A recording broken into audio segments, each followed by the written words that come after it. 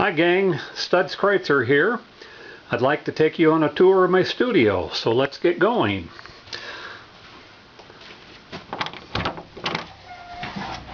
This is the famous Glass of Water production studio. Let me point out just a few of its features for you.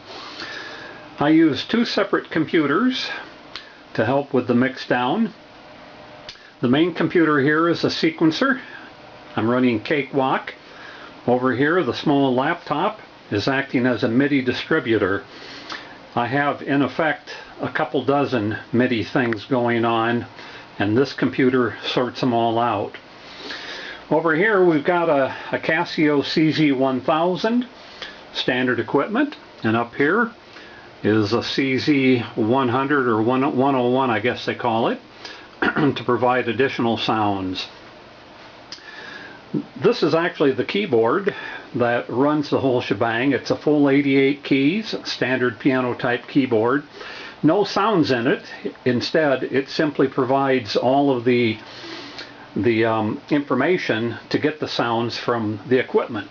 Now, the great bulk of the equipment is homemade. So, for example, this cabinet with the blue panels, these are all circuits that I have designed and built over the years.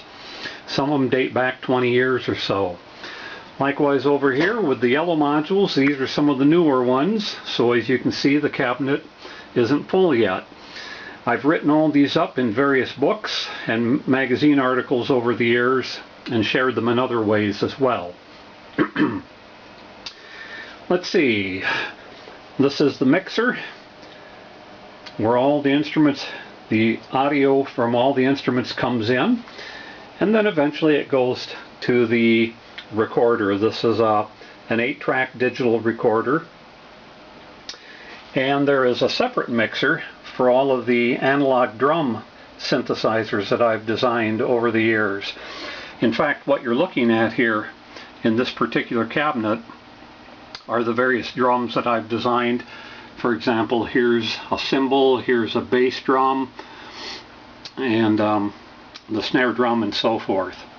So once again, they all go through a separate mixer for the drums. Everything eventually makes it back to the main mixer and then to the recorder.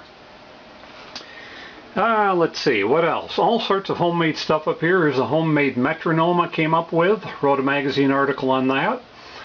This is the so-called GM voice. There's 256 different sounds in that.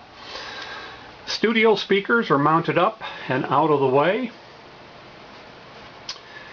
And then, that's primarily it. Over here would be the patch cords.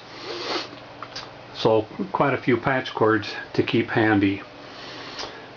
Okay, oh yeah, and one final thing. I've got a kitten synthesizer. It's absolutely gorgeous. Let's see if I can get out of the shadow here. I guess I can't.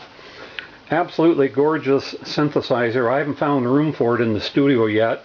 This is something that Flapper Tank Ball and I have traded back and forth repeatedly over the years.